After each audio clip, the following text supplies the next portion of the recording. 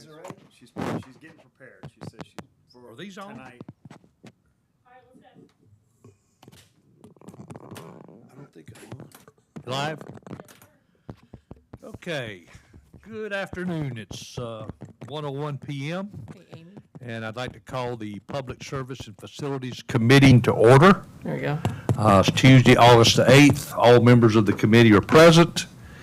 And I'd like to also acknowledge that the press and the public have been duly notified of the meeting in accordance with the Freedom of Information Act. Nicole, do we have any citizens' comments? No, sir. No citizens' comments, so we'll move on to approval of previous meetings' minutes from June the 6th. Do I hear a motion? Motion to approve. Second. Any discussion or any changes that need to be made? Hearing none, all in favor say aye. Aye. Aye. All right, we'll move on to old business, and that's the update of the Isle of Palms Marina Shared Parking Lot Management, review of usage and demand of the parking spaces, and discussion of parking reconfiguration options. So, Douglas, I'm going to turn this over to you since you all have had a lot of discussion on it, so if you just Yeah. bring us up to date. Yeah, thank you. So we just wanted to we're starting to kind of wind down the season, and we've been watching that parking lot pretty closely all season, as you all are aware. And we feel like at this point, if we were to want to do something for next year in that lot, really now would be the time to start making those arrangements, plans, kind of engaging on the issues. So in your packet, you have some snapshots of how that lot was used over the course of the summer. And we really found that it was Saturday here recently that was if we could solve for Saturdays here late in the summer, we think we would be solving for kind of the crunch time. So we wanted to give those to you, let you review them, and then talk a little bit about next steps. So, and if, Well, just an observation here. I mean, this is what, 3 separate Saturdays that we did this? yes, and we tried to choose the Saturdays after the parking lot, the adjacent parking lot was fairly well complete, utilized at some extent. So that's really only been since July that we've had that condition. The rest of the summer, we have photos, but there was always some kind of anomaly that was in play that would be hard to kind of study the usage of that lot. So we felt like these were the best indicators of where we are, where we think we would be if the marina had been up and operational for most of the season. We think these are a good indicator. And I'll just say from kind of the staff standpoint, we do feel like those resident trailer spaces were well utilized on Saturdays. We believe that the 16 resident-only car spaces were probably the least utilized in the site. And if you will recall, the designs that we looked at last fall these are the Klein designs, had the city increasing the number of dedicated car spaces. And I think we are wondering if that would really be necessary to increase it. We really only saw all 16 of those spaces utilized right at about kind of 5, 6, and 7. And if you scroll through the photos and I'm looking at. I've got them up. You need to go any particular way. Yeah, Amy, maybe 7, 8, 6 p.m. and you can see the time stamps on the bottom. Right. Well, just, again, an observation, just having had this in our packet for a while, this is my observation. The other committee members may have other thoughts too, but I'm a little surprised the trailer spots didn't get filled in a little sooner, a little earlier in the day. Right. It looked like it was all really close to lunchtime when they started really filling in. but yet they seem to be leaving earlier than we thought too, or transitioning about the same time we thought they would, which would be middle of the afternoon and before the restaurant got up and going. So We were a little surprised. So I would agree that I thought that it would be better utilized early, and it almost, and when we started, we had a parking attendant that would show up at 7 a.m. That's what the MOU called for, and quite frankly, there was really nothing for that attendant to do till kind of 3-4 hours into the day. So a little bit surprised at how late the trailers filled in. I'll also say that I was a bit surprised that people were showing up with their boats and trailers at kind of 1, 2, 3 o'clock in the afternoon, which I thought they would go in the morning and really be kind of shutting down at that time. but not appearing to stay that long either. I mean, there was a couple. I mean, you got a couple of these photos where where the trailers were there later in the afternoon, but it seemed like they'd get there a little later in the morning and leave, in the middle of the afternoon. Yeah, for the most part, or at least I do before think 5. that and if you watch the photos, this idea of and we knew it would be challenging to manage, where after 3, if a space became available, it could then be used by the restaurant. I think that worked actually pretty well, where those spaces were getting really utilized throughout the day. And of course, to kind of back up to the goal last year, our goal was really to have no shared parking and to have both the city's spaces, trailer and car, completely separate from the restaurant's car spaces.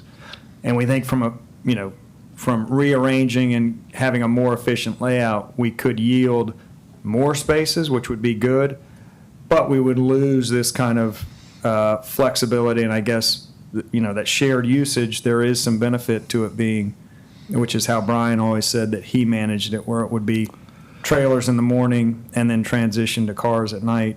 So we would lose that, obviously, if we went to a purely unshared situation. Well, to me, it does look like we definitely need more than 3 or 4 trailer parking spaces. Yeah. I mean, We had 11 delineated down there, and the layout and the kind of just the way it worked out. We had 11. We don't think that all 11 were always fully useful, because you couldn't get if somebody parked a little bit skew-whiff or had a trailer over a line, it would make one not as useful or not as practical. I think from our perspective, we think that there was kind of 10, pretty much 10 available, and we think that all 10 of those were pretty well utilized. So I think we would be hard-pressed to recommend that any reduction in that number of trailer spaces, but we do, I guess, question the need to increase the amount of dedicated car spaces for the residents. Again, also given the fact that they could park in either the marina spaces or the restaurant spaces also for free. They wouldn't be exclusive in those other lots, but should have space in those other lots. So we wanted to talk a little bit about next steps, if everybody's okay with that.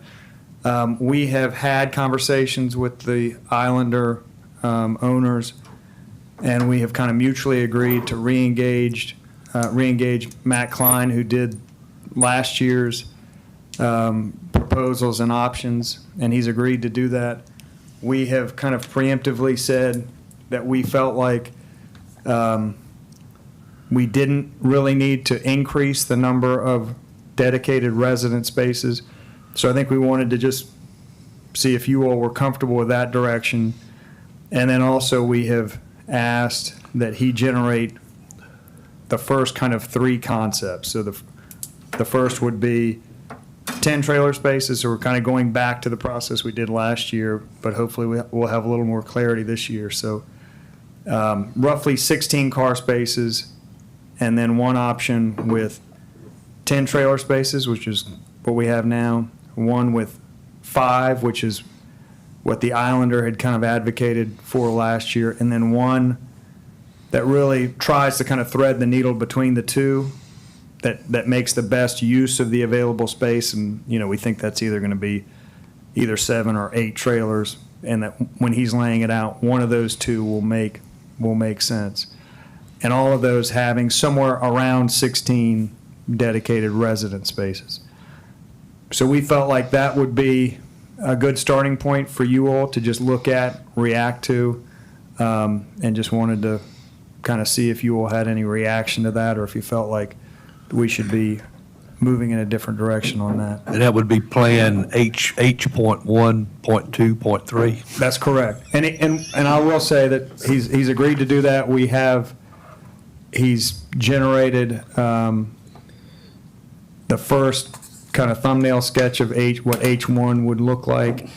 And I would also just kind of bring you up to speed on an idea that we've been having, that if we were to agree to a plan that was about 16 for the city's dedicated spaces, we've asked if it could be designed in such a way that if the demand increased above what it currently is, we have a new dock and a new facility going in there, so we could have some increased demand from the residents, that his design, his layout left the flexibility of piping the last section of the ditch, which we haven't contemplated doing at this point because it was outside of the city's control, and he's going to work that also into his future design. So if we go with a plan that today has 15, 16, and then the need is overwhelming, and that proves to not be enough, we would have the flexibility to add probably 10, 15 additional spaces in the area where there's currently a ditch. So is that going to be one of the options that he draws up? So all of them will, yes. So all of them will have the flexibility to add that in the future. And that's already been fully permitted. I mean, we don't have to do anything Correct. additional on that if we decided to pipe that? That's correct. That's correct. And our idea, as you all know, we were moving forward with the 41st Avenue project, outfall project. What we have been discussing internally with the engineers is once a contractor is selected, to go out to them and ask in the form of a change order. What would it cost for them? They're already mobilized. What would it cost if we wanted to extend that pipe all the way to the head wall? What would that be? And we would have a concrete number to react to if we wanted to make the decision to engage them for that purpose. But in addition to that, that would just account for the space between where 41st ends and the end of the outfall. We are already engaged technically to pipe between Waterway and 41st and the end of the road towards the marina. So that's going to be a decision point as well, because we'll have an opportunity to add parking spaces once that ditch is piped. So it would be in addition to that, which we're already contemplating, could potentially accommodate 20 to 30 parking spaces if that is the desire of the city. Okay. Anybody? Committee members? I guess, why doesn't, with the photos, it's clear we need more than 3 boat storage or boat trailer parking spaces. So why doesn't the G.3 plan work? The only thing that we're really asking to change on G3 is to, and I don't know the exact number, but I think it has about 25 dedicated resident car spaces.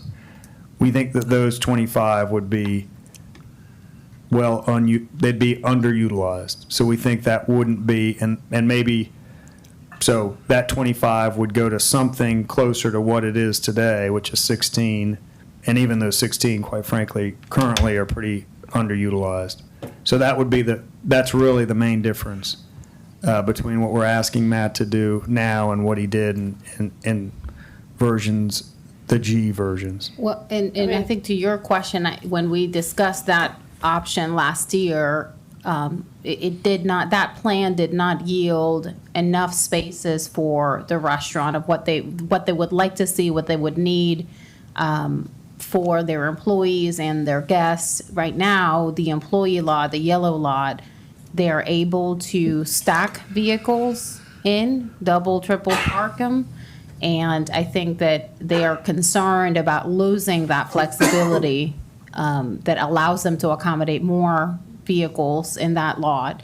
And I think that the plan, G3, I believe, Yeah. G3 yields about 96 parking spaces to the restaurant. And if I recall correctly, the option that they preferred, which was option E, yielded 116. So there's I think Douglas mentioned this earlier, as we add boat trailer parking spaces, it reduces the amount of restaurant-only parking spaces, which kind of took us down a path of, okay, if we could be flexible with the number of dedicated vehicle spaces in the city lot, could that yield more spaces to the restaurant to account for maybe the lack of flexibility in being able to double and triple park, which they have now.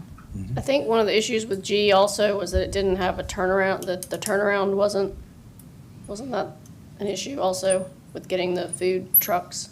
Yes, I think- the clearance, I believe, for the trucks, Yeah, I feel like I that believe was that the was a issue with question that too. one. And I also feel like we're kind of looking at this in the wrong, somewhat of a wrong order. I mean, I agree with you that those pictures don't show a lot of people using it, but we also don't really have the park that we promised to build. Well, we are so- building. I know, It is, yeah. but to say that, well, people aren't using the park because it's not built yet, I mean, I feel like it might get used more once it's actually there. Yeah. So to give up parking spots, to me, is a little bit premature. I mean, I know we need to do it all together, it makes the most sense, but again, we have to come up with something that works for the restaurant also.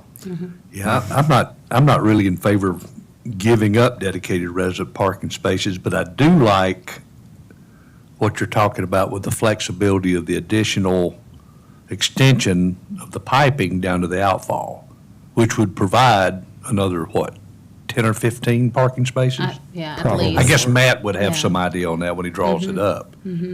But, so there could be a trade-off there, but, I mean, I go through there pretty frequently, as I'm sure the rest of the committee does, and, there have been times I've seen the 16 all filled. I mean, and there have been times I've seen some cars ticketed, which meant they didn't have a decal.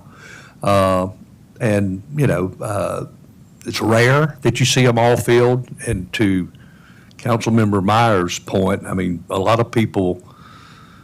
number of people are using the public dock now, but nothing like what we envision when we get it ready to go. I mean, when it becomes a real showplace and we get the dock all fixed up and completely ADA accessible, kayak launch and all that, I can envision we're gonna have a lot more traffic then, so. Other thoughts? And didn't Mr. Schuler offer the restaurant to allow them to park, after 6 o'clock or later on his side? I think that the marina operator has been really open in allowing folks to use the parking spaces there.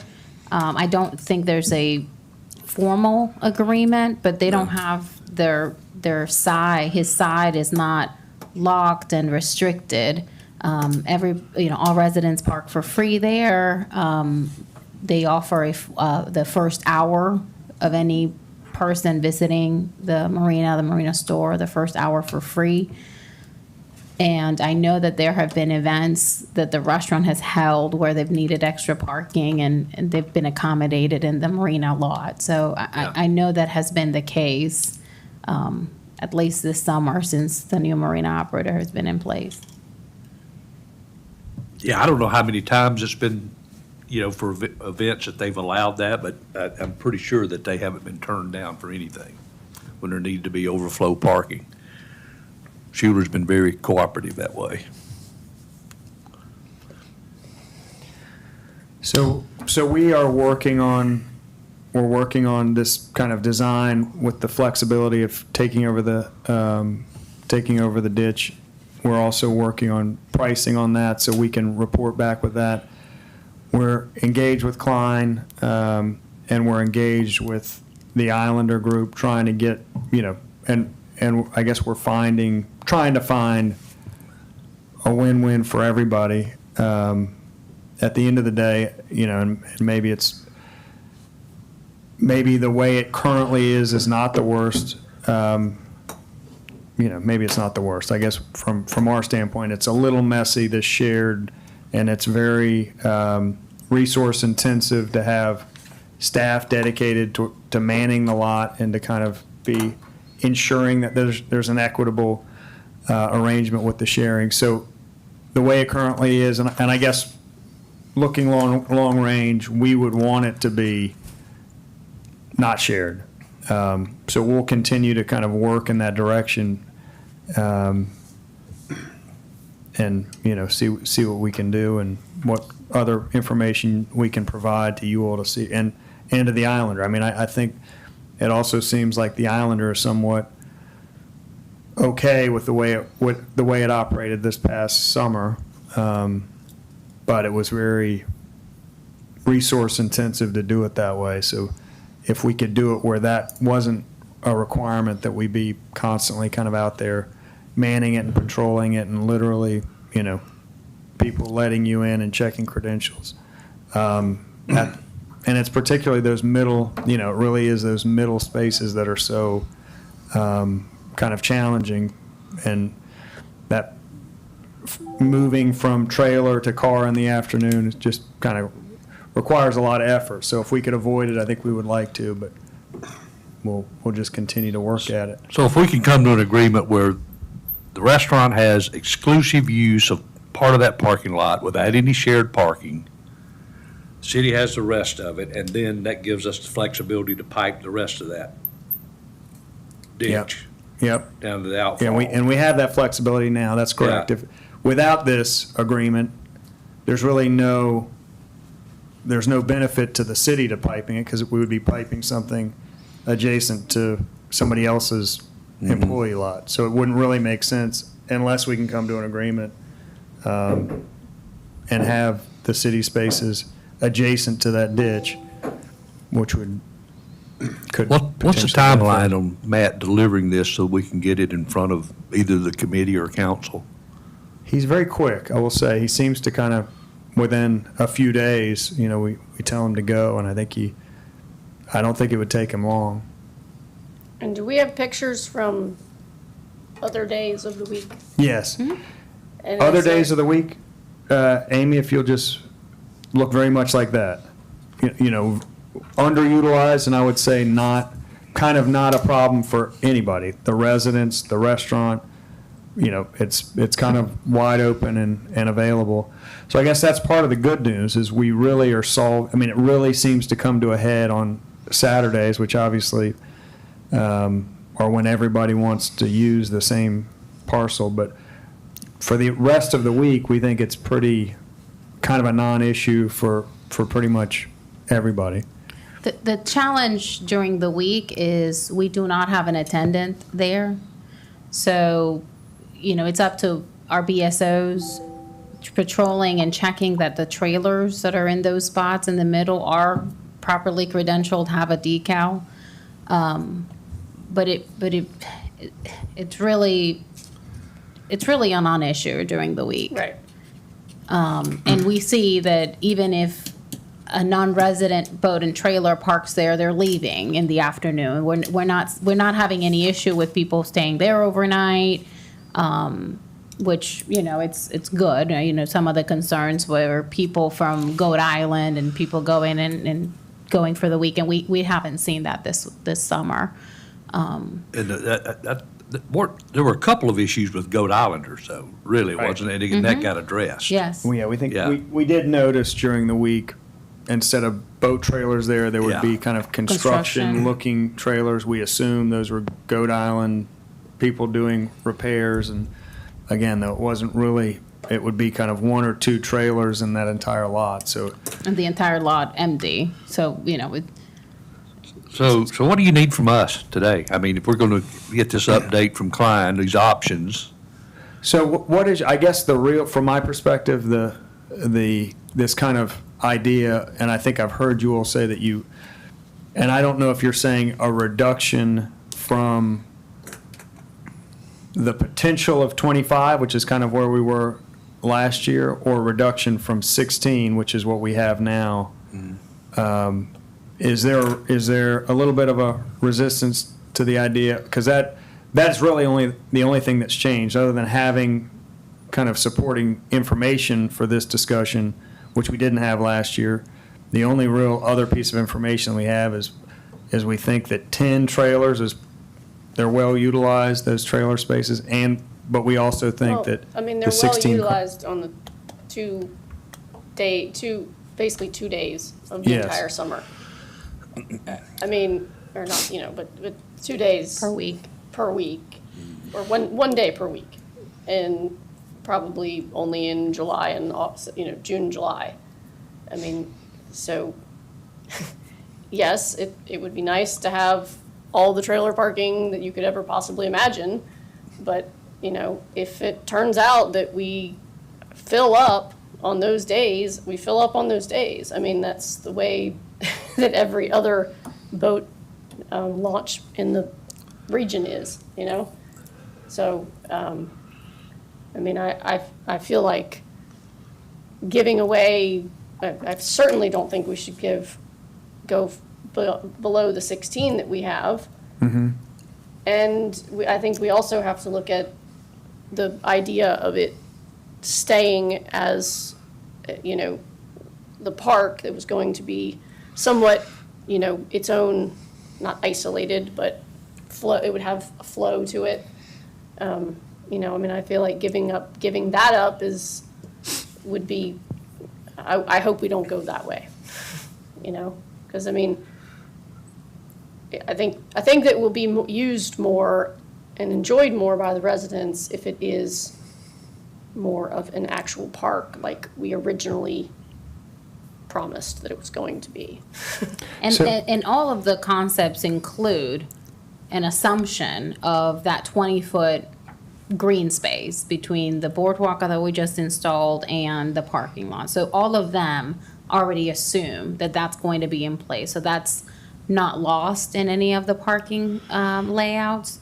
The revised version would reduce the city lot slightly to enhance the space that would be dedicated to the restaurant, with the idea that it could be captured or expanded if we decide to pipe all the way down to the head wall on the drainage ditch side. So it would not, ultimately, we would still have the ability to capture a lot of dedicated parking spaces for what would be the city lot connected to the overall public dock and green space.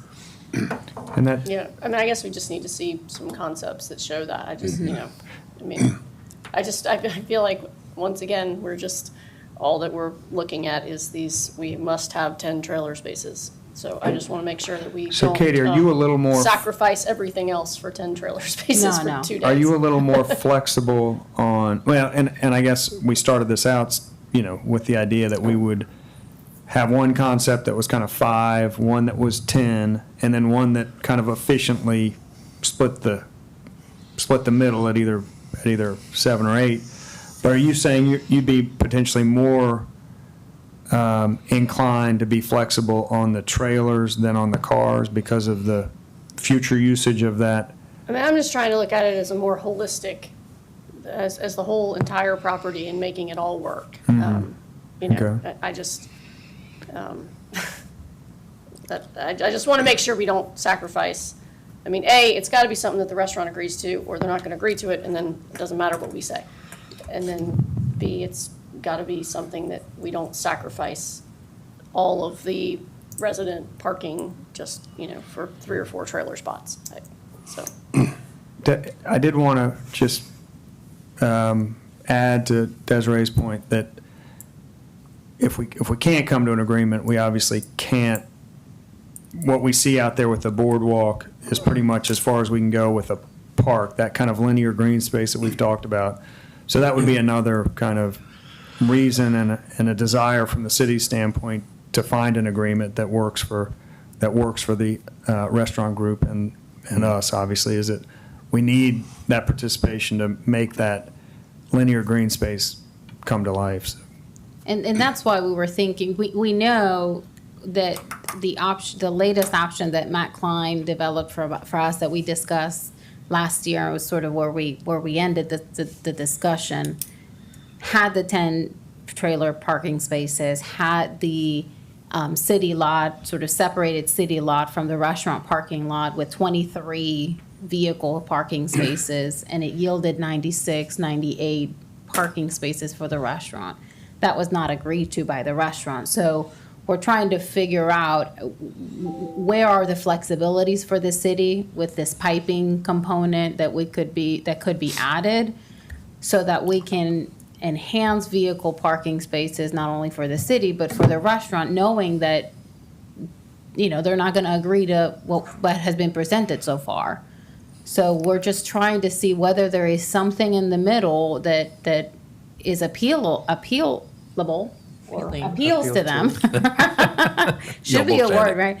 That appeals to them so that we can effectuate this change, ideally, at the same time we're doing this public doc. And that's the reason we're bringing this up now and beginning this conversation is we're managing all these projects. We have the drainage project starting at end of this year. We have the public dock also starting this year. It would be really nice to, tie the entire marina with a little bow, do the green space, do the public dock, have a new parking layout, a better parking surface. We've seen how good it looks on the other side. And then have the drainage project completed. I mean, that would be ideal, and we're just disrupting that site at the same time. It's going to be difficult for a few months, but. Yeah. Kevin? I totally agree we need to get away from the shared parking. We need to have our defined spaces for the restaurant, for us, and trailer parking, whatever. But parking's been a mess down there forever. And this is our opportunity to kind of clean it up, separate it, and maximize it for our residents. So I want to support whatever maximizes the spaces for the residents themselves. Whether it be 10 or 8 or 12 boat trailer parking spaces, 23 or 16. I don't know what the magic number is. And of course, I want to help the restaurant as well. But this is our opportunity, our only opportunity right now to maximize the spaces for the residents. And I think that's important. No, I agree. I guess I'm in the camp of just wanting it all. I think we see clearly we need 8 to 10 trailer parking spaces. I mean, I would stick with 10. I don't want to do, I think the future of the public dock, I mean, we don't know how popular that's going to be, but in my mind, I think it's going to be extremely popular down there and extremely well attended. So because of that, I really don't want to see any real takeaways on free resident parking down there. But I like the idea of having that flexibility to add those other parking spaces to the outfall. And it looks like the only way we can do that is if we do make a clean break and give one side of that parking lot to the restaurant for them to utilize exclusively, and then we take the other side and then make that happen with the piping of the ditch so that we have that additional parking. So we'll work on the cost and the number of spaces that would yield to us, so you guys would know exactly what it would take to make that happen. All right. So And then we'll continue to work with Klein and the Islander on. So will that come back to committee or will that go to council? I think it would come back to us, wouldn't it? Just another step. I mean, We could, depending on the timing, but we could, if that's okay with you all, we can bring it straight to the workshop and have a broader conversation make sure that we're on the right track rather than spending, a lot of time. I'm good with that if the rest of the committee, I mean, if we need to take a vote on that, I guess we could, but I think we step this up. I mean, it's like, we're coming to the end of the season and we've got all these plans and permits in place and we want to really get on with the work at hand. And it would just seem to me that instead of it coming back to the committee again, that we go straight to the workshop. Try to save a month. You save a month too, and that way we don't get maybe enamored with a concept that may not have support from the broader policy setting body. So it would be a good idea to, at this point, once we have a revision, to bring it in and get a reaction from everyone. Do we need to vote on that? No. Okay. One other question before we move on from me, and there may be others from the committee. At what point, since we own that property down there, do we dictate how much parking is going to be given to the restaurant? I mean, what's our lease arrangement there? If we say you've got 98 parking spots, There's an agreement in place right now for what they have. They're not going to give it up. It's a contract. We're not going to breach it. I'm asking the question. That's the answer. Yeah, I'd say that's a legal question. They do have an agreement that, actually, the agreement used to be with the former marina operator. We've assumed that agreement for the employee, for the exclusive use of the employee lot, which is that yellow, when you see the exhibit, the yellow lot in the corner. That is an agreement that the city assumed. I don't recall the terms of what it would take to, if the city wanted to terminate that agreement. I know that it would revert back. I do recall that in the event that agreement is terminated, it reverts back to being shared parking. So it's treated the same way as the shared parking lot that we want to get rid of now. So, I mean, I think that's a legal question about the city's options. Okay, fair answer. That's all I wanted. Anything else? All right, let's move on. New business, consideration of proposed improvements to the dog park or the Bark Park at the Recreation Center. So this is a Desiree? project, Carrie will walk you all through Okay. a presentation. This is a project that we have included in FY '24 for just sprucing up our dog park. We have some ideas, and we just wanted to get your thoughts on it, and we'll be moving forward. Okay, so the Amy, dog, hold on. Yeah. Amy, the meeting packet includes a slideshow. oh yeah, that's for tonight. That's for tonight. All right, but Carrie, why Okay. don't you? So just a little back history first. The dog park was added in 2005 with construction fence left over from the recreation building project. And at that time, the playground actually had a fence around it as well, which that fence was utilized in the dog park existing layout. So while we've done some upgrades over the years, now is our time to really step it up and improve it. So 18 years, that fence is definitely one of the first improvements. So we're looking at a vinyl, black-coated chain link fence to go around the dog park, which will hopefully kind of blend in with the landscape a little bit more, especially since we have neighbors behind us and on 29th on the side.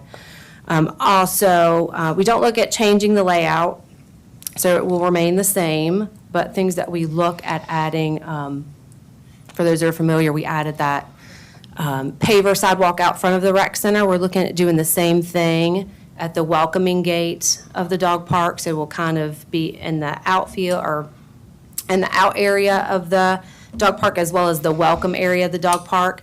And we hope too, this will be something that people would engrave.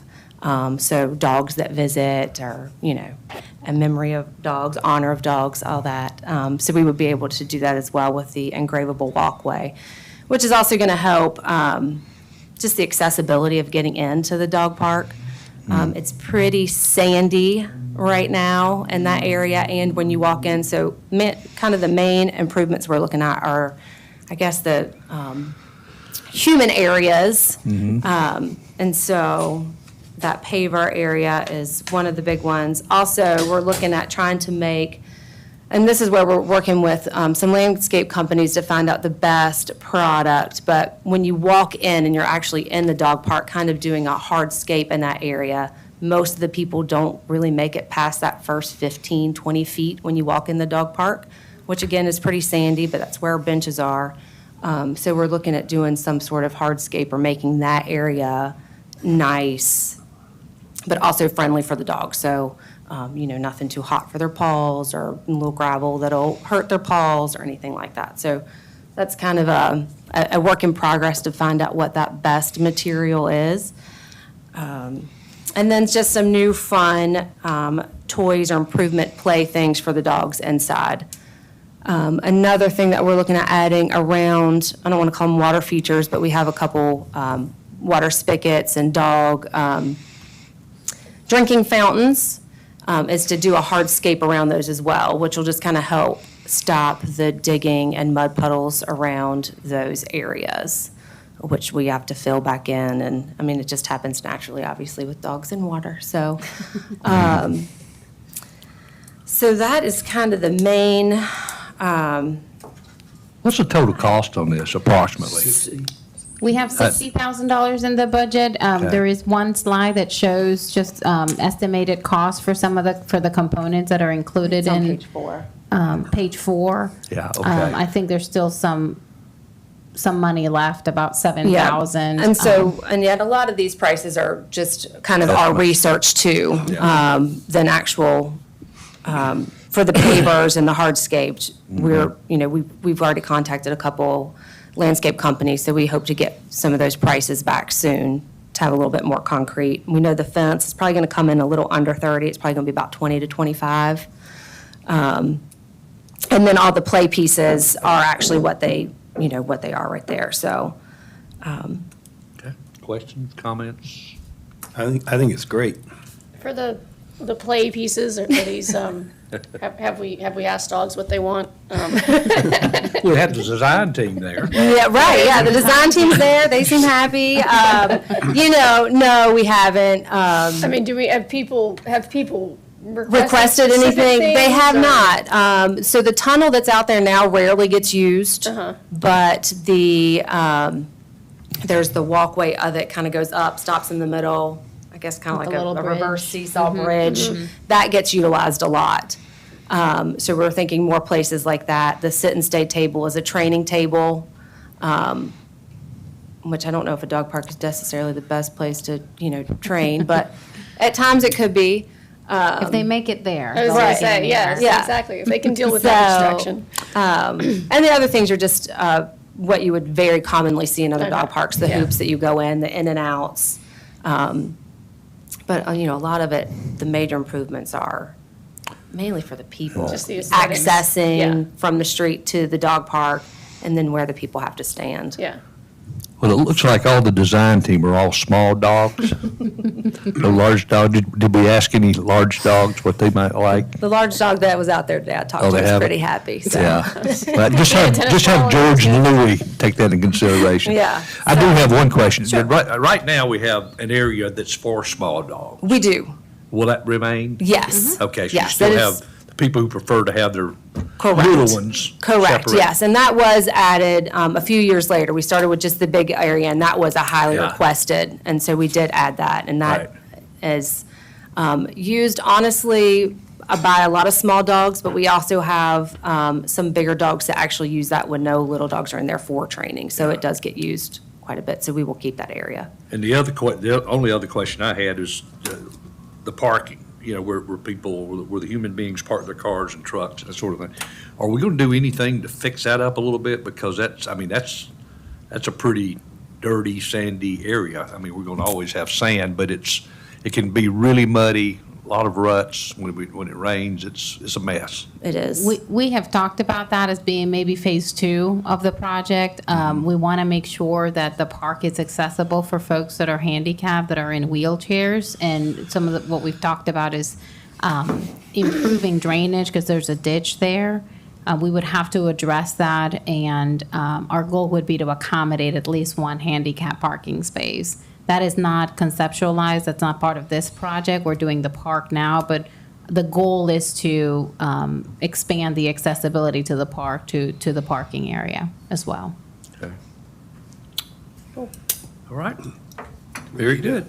Do we need a vote or anything, or? No, we just wanted to kind of give you an idea of where we are from the, conceptually on the design, and the folks at the rec are moving pretty quickly on this. We would like to get it done before the end of the year for folks to enjoy. So at this point, I believe that the only item that would be coming before council for approval is the fence. Because of the amount, it passes the threshold of what I can approve. We'll probably go out for bid for that because of the estimates that we've gotten. But other than that, I think, just get your blessing conceptually about what we're trying to do. Okay. All right, thank you. Item 5B, new business, discussion of transition from roll carts to commercial application of Wild Dunes condos. I asked for this to be included on the agenda. I talked to Desiree about that, and basically, I mean, back when I was on Public Works, we talked about this at some point, and there was some conversion going on with some of the condos out in Wild Dunes. So I'd just like to get an update on that. And Donnie, I don't know if you want to take that, or Douglas, or both of you.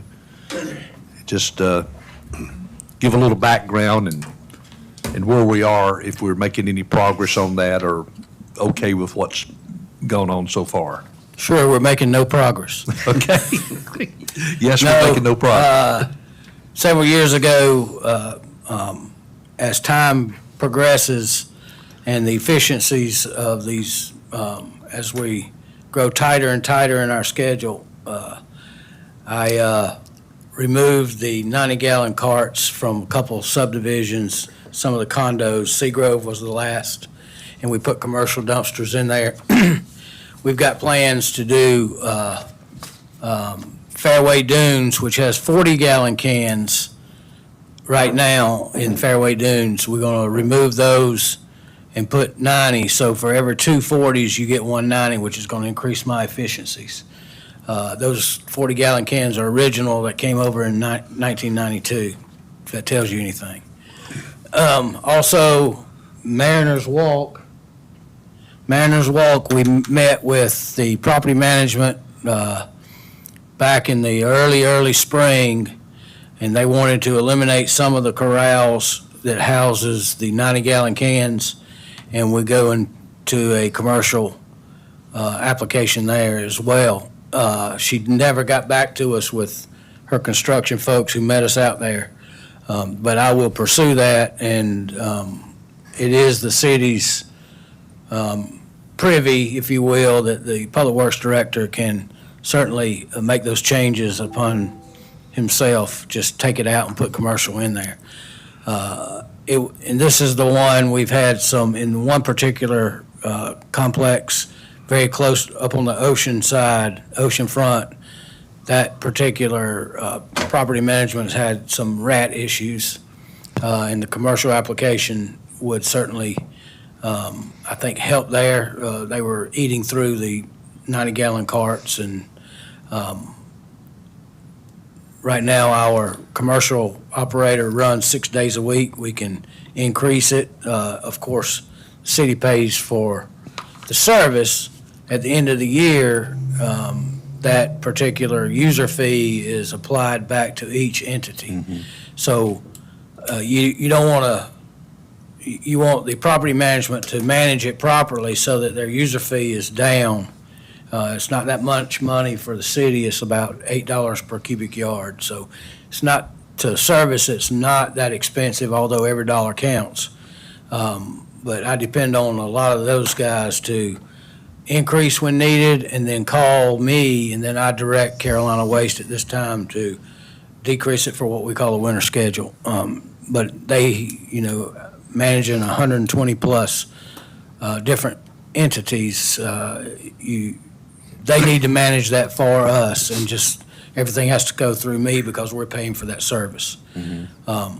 But that's kind of how it works. My next two opportunities to answer your question is Fairway Dunes and Mariners Walk coming up. Garbage carts have been ordered. They are on back order.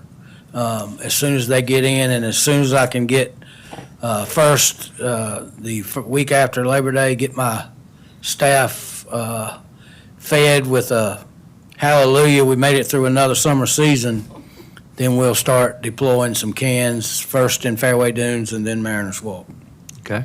Any questions or comments? So you can supersede, you don't have to get the regime's approval. Correct. To change them out. Great. Has there been a lot of complaints about the rat issue? I mean, Just from that front section of Mariners Walk and Laurie and Lana, Property Management Services, they're the property managers. And she's called, the only other infestation that I've had this summer is the 41st Corral, which is Yacht Harbor. And Laurie also manages that, and she has sent some critter control down there to kind of tidy up that area as well. all right, thanks for the update. Anything? Thank you. Okay, thank you. All right, let's see, miscellaneous business, I guess next meeting date. Okay. Okay. I guess we'll just go ahead and get back on the regular meeting schedule that we've had, so it's, September the 5th at 1 PM, good for everybody? Yeah, works for me. Okay. All right, let's put that down for our next meeting date. No executive session needed. Motion to adjourn. Second. All in favor, say aye. Aye.